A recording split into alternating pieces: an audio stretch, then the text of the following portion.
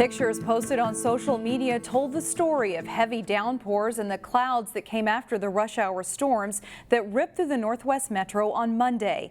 The National Weather Service says the highest amount of rainfall for the Twin Cities actually fell in Maple Grove, counting more than 5 inches of rain. The storm kept first responders busy in our area. The Golden Valley Fire Department says they responded to 4 fire events that were caused by downed trees falling on power lines. 3 of the events were trees that caught on fire, and 1 was a home on Valders Avenue. We had a house fire last night, severe damage to the exterior of the home, and the fire also got into the home, causing moderate damage to the structure. Only 1 person lived in the home that caught fire, and they were not home when the fire happened. Because of the damage, the person cannot live in the house, but the fire also damaged the roof and garage of the house next door. The neighbor says it all started with a loud thump.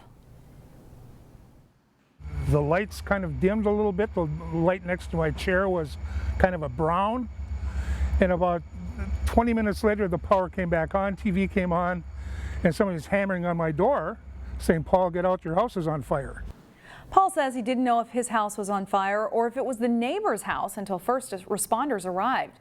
No one was injured during the fire, and there's no word yet on how much it will cost to fix both homes.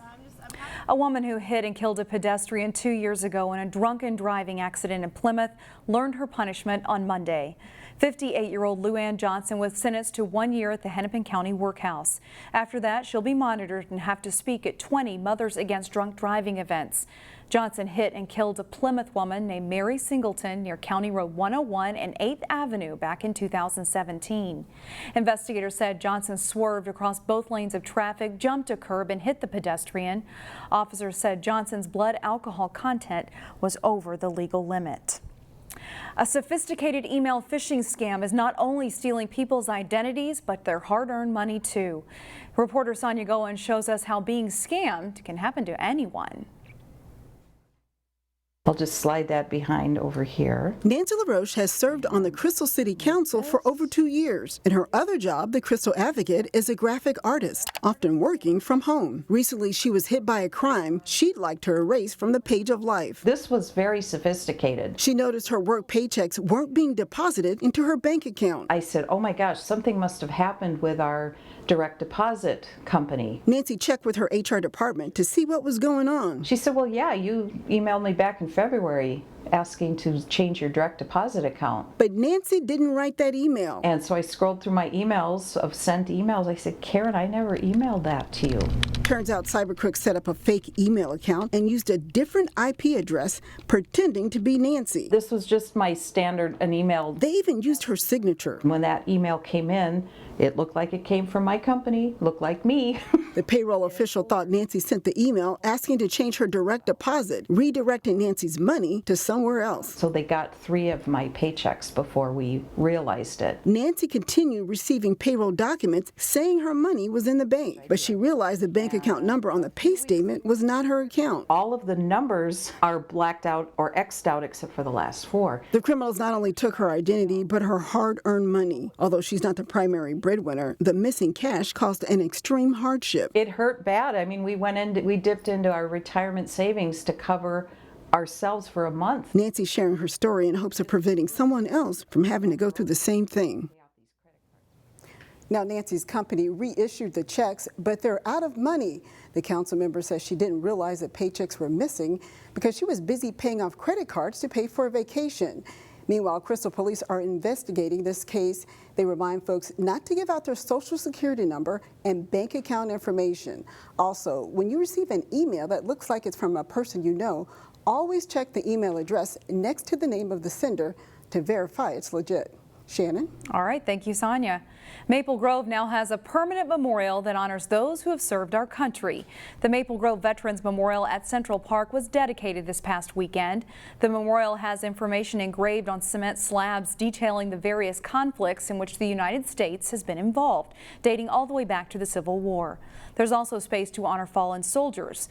The Maple Grove Beyond the Yellow Ribbon organization raised about $260,000 through donations and the sale of engraved bricks to build the memorial.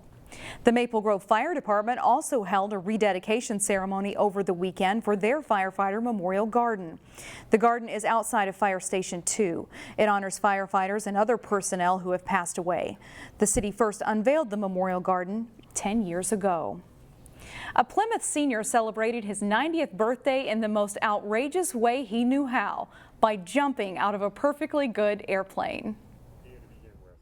Well, it was available and it was my 90th birthday, and I thought, well, it'd be something special, and it would be something that I would always remember on my 90th birthday. And I'm glad it happened. He's glad it happened. This past Saturday, Marvin Cross celebrated his 90th birthday by going on a skydiving excursion in Wisconsin. But he didn't go alone. Marvin is a resident of Trillium Woods Independent Senior Living Community in Plymouth, and 13 other residents and staff members joined him. Marvin described for us what it was like to jump out of a plane. And you free fall, and you go 120 miles an hour, free falling. And he said it would be 1 minute. That was the longest minute I've ever lived in my life. I was scared. But when that chute opened, it was fantastic. You could see the countryside, and it was the nicest thing that ever happened to me. Marvin says that he plans to skydive again when he turns 95, and we hope he makes it. For more on this story and others you've seen here, check out our website, ccxmedia.org.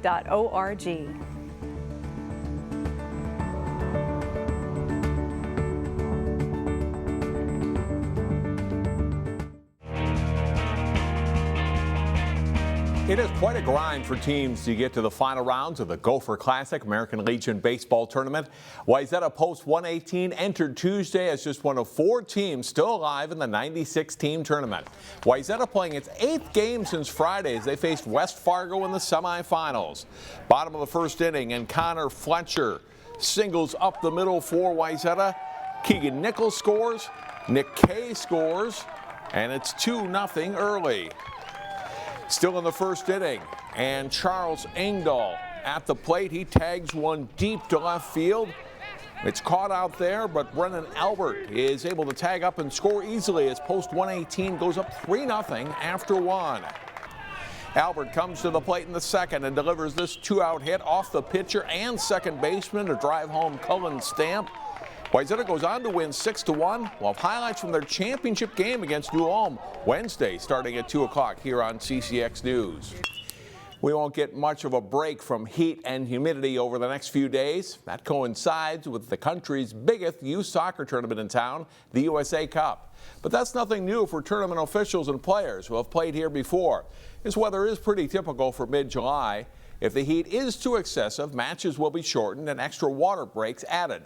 The bottom line is they are prepared for it at the tournament. We have a lot of experience dealing with hot weather. I think almost every year probably we've had some hot, humid weather. Maybe not all week long, but for at least part of the tournament. The biggest approach that we take is we are proactive, and we try to avoid problems so that kids don't get into heat distress. We really hit the talking points, and we push out a lot of information on staying hydrated, going into cool places that are air conditioned between the games, eating well throughout the week, getting plenty of rest. These are some of the educational things we really push. Matches are underway with the USA Cup opening ceremony set for Tuesday night. The number of young athletes working out over the summer months in local schools is impressive. In the second week of his Workout Warriors series, Jay Wilcox pays a visit to Osseo High School. Some see summer workouts as a necessary evil.